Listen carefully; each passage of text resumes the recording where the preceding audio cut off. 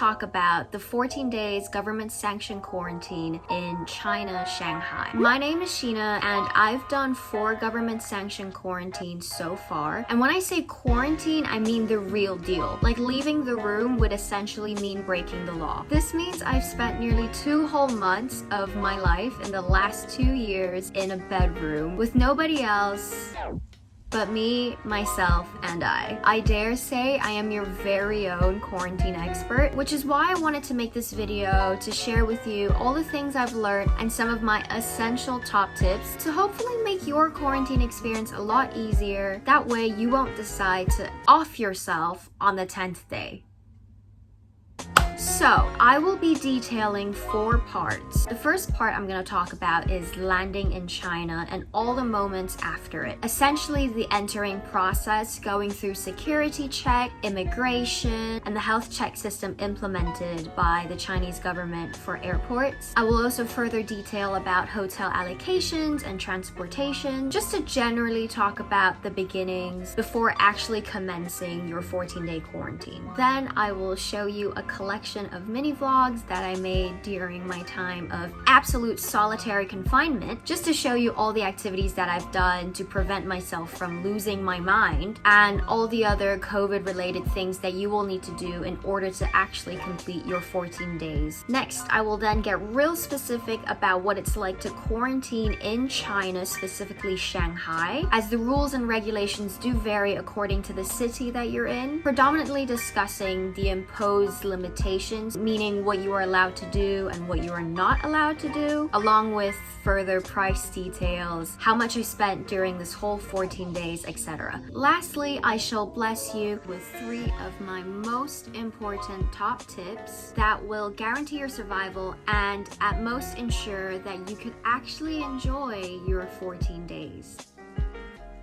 So let's begin with the landing and entering process. So I landed in Shanghai Pudong International Airport. I've done this entering process twice now, and if I'm being honest, the entire procedure can last between 2 to 6 hours. It really depends on various things. For example, which other flights have landed at the same time as you did, the time of the day. Like, if I'm being honest, it was just a patience game between me and my God. So I truthfully recommend bringing some form of portable entertainment, anything to help you make the time go by faster. So once you get off the plane, you go straight through a series of checkpoints that involve signing some forms to confirm that you are well aware you will have to undergo the 14-day quarantine. And then you will have to take a mandatory but free COVID test, where the results will get reported back to you the next day while you are in the hotel. Obviously, they also take your temperature, ask about your travel itinerary for the last 14 days, and so on. You then take your luggage to this area that is sectioned into mini blocks, and these blocks are made according to the districts of Shanghai. So I live in Changning district, which means I went to the area that said Changning, and then you hand in your personal information there, and at that moment you will get registered in that area, which they will then allocate a hotel for you within that district. So the method of hotel allocation really depends on which district you reside in. I know some districts will provide a list of 3 to 5 hotels for you to choose from. However, my district was a straight up lottery pick of whatever hotel was registered that day. So the hotel allocation process can really vary, and I guess that is the risk, as naturally prices and comfort can be very different according to which hotel you stay in. Like, the first time I quarantined, my hotel was really spacious but hella dark, and I swear I was praying to Buddha every night to kick the shit out of any monsters that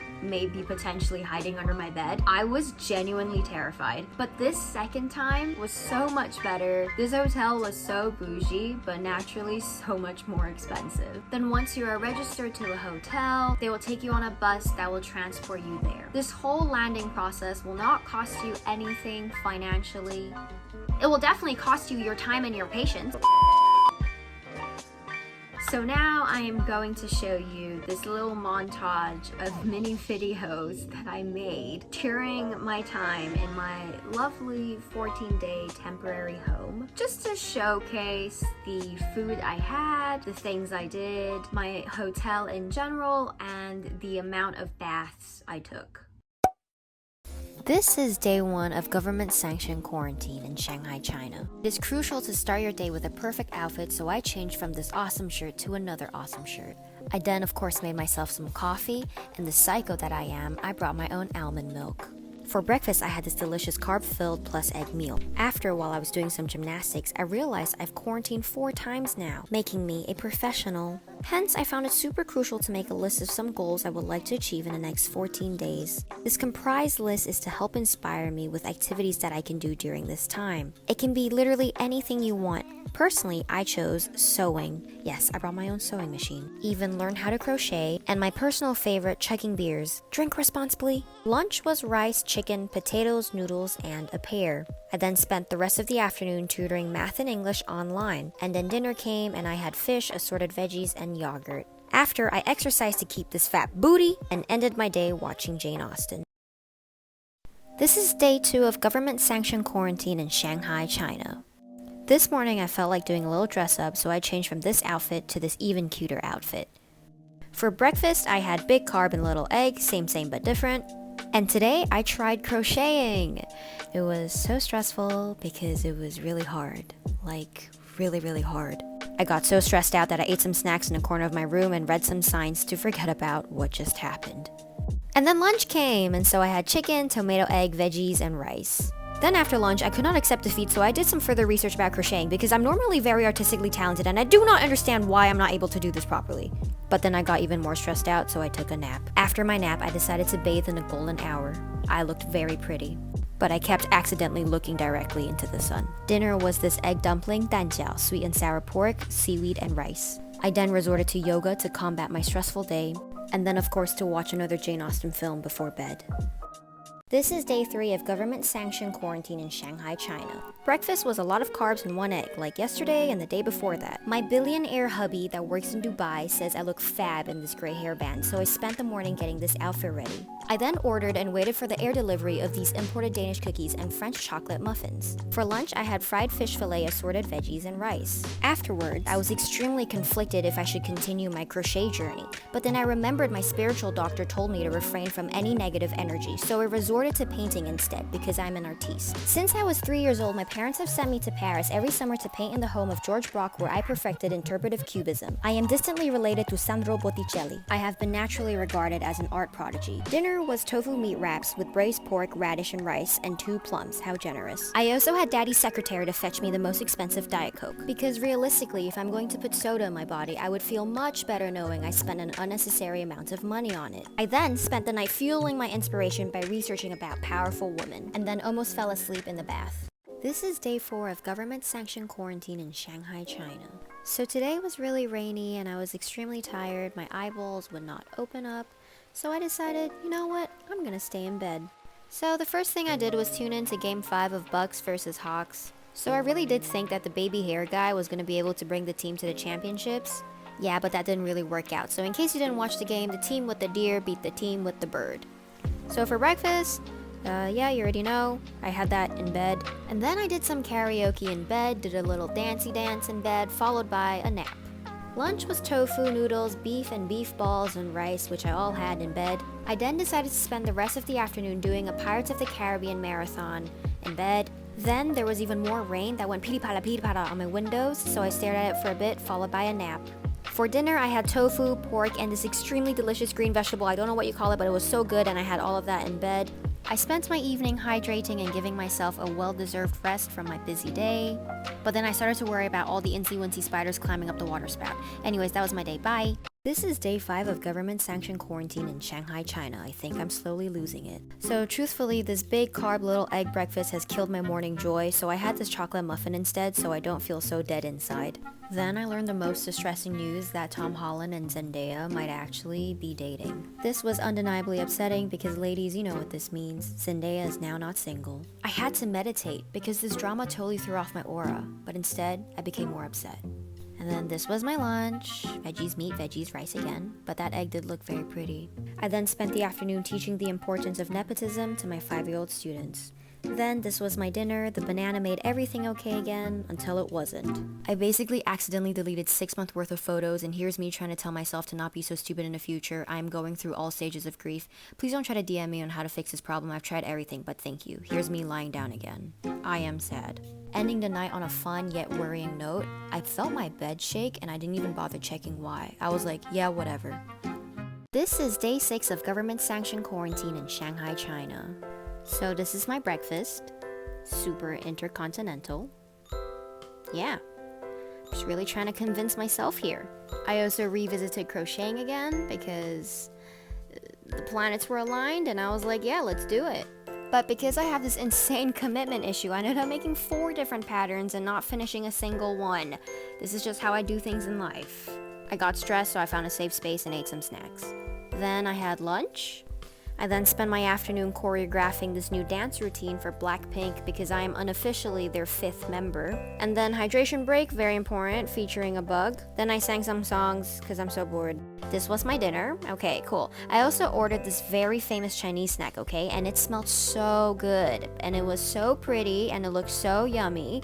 But truth be told, you know, I don't like very much, and it's not my thing. I then exercise, and I get a lot of questions on how I do my laundry, so here's me in the bath washing me and my clothes. Did you have a good time today? No.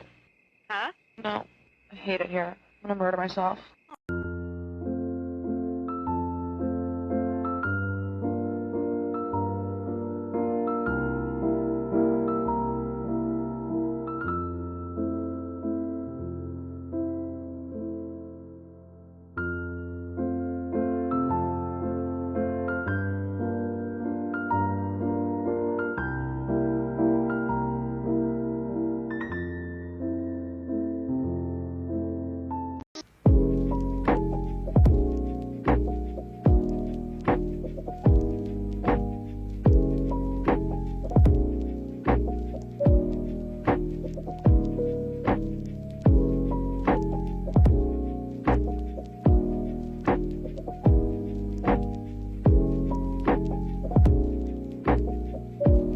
Okay. So during my time, designated medical staff would come and check your temperature every day, once in the morning and once in the afternoon. They also come and do a mandatory COVID test every other 3 days. But overall, the medical staff were really nice and extremely kind and helpful.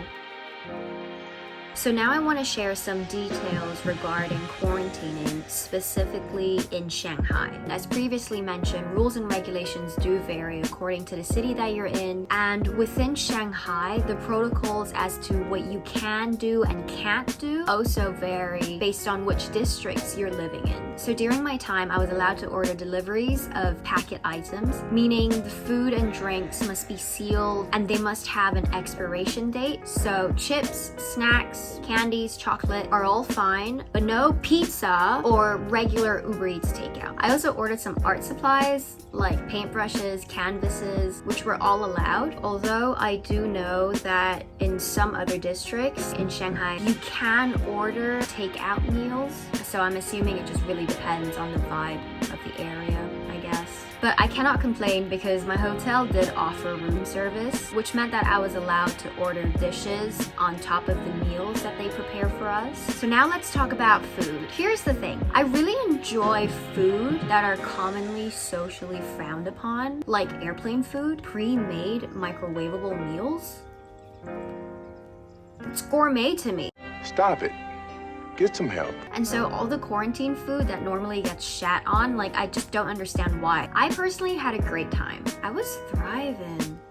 You do get a little bit sick of it after 10 days though. So I did order room service once during my whole time, and I bought a lot of snacks, but I cannot complain.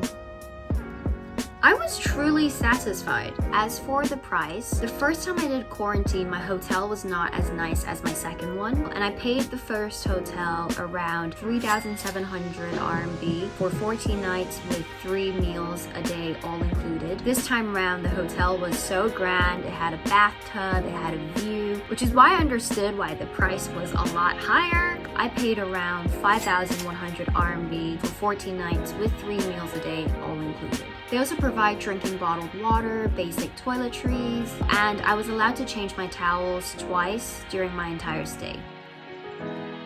Now, onto the tips. You're gonna get 3 today. Any more I will have to charge, but these are 3 top tips that I can guarantee you will not make you wanna to the walls and to yourself. So, tip number 1, entertainment, give yourself purpose. Meaning, 3 days before actually flying to China, I sat down and I made a list of goals and small activities that I would like to do. A 2 weeks workout challenge, learn a language, a online course. Give yourself purpose and make these 14 days worth it. And bear in mind, your goals and purposes could be just relaxing. Maybe you're somebody who's worked a lot. Tell yourself that this is the 14 days where I am going to relax and watch all the movies and the shows that you always wanted to but never found the time to. Write these goals down and attempt to check them off during your 14 days. So personally, I even brought my own sewing machine. I bought a crocheting kit, some clay stuff to make like little pottery or whatever form of inspiration I find on Pinterest. I try to do it and I try to make it. So make a list, follow that list, and you really just don't have an excuse to be bored. Tip number 2, it's called the importance of day and night. I found myself realizing the days go by a lot faster when I acknowledge that, okay, it's morning now, we're in the afternoon, and now it's the evening. Try to wake up at a reasonable time. For example, sleep until 9 a.m., but then get up, do some stuff. You can take a nap, but don't take a nap more than 2 hours. Go to bed latest 2 a.m. for that matter, because during my quarantine experiences, when I was sleeping in late, it made me feel really demotivated to do anything. Unless you're like a nocturnal animal, then I guess by all means. But personally, knowing the difference between day and night really helps getting through the days a lot faster. Get up and go to sleep at a reasonable time and take naps within reasonable hours. It's a great way to keep track of the time you have left, the amount of days you've spent in quarantine. So knowing day and night is super important. Lastly, the third rule is to keep in contact with people outside. May that be your friends or family. It is super nice to at least have some form of social interaction with somebody other than the medical staff. It gives you this opportunity to share about your day and to talk about it, and that can almost be like a reflection time to realize how much you've done or how much you haven't done. It's also just super important to keep in contact, talk to loved ones, keep them up to date about your well-being. It can also be as simple as sending memes, going on Twitter and keeping up to date with the social shenanigans that are going around the world. I would call my mom every morning and we would talk for just about an hour, and I would tell her about all the things I've done the day before, and she'd tell me about her day, which was definitely comforting because that means there's another person acknowledging all the things you've achieved during your 14 days. Don't overlook something as simple as this because it can definitely help you feel a lot better, and you also just won't feel so lonely. I'm hoping this was helpful, and I wish you very, very good luck if you are about to embark your 14-day quarantine journey. If you have any questions, I would be so happy to answer them. Thanks for watching.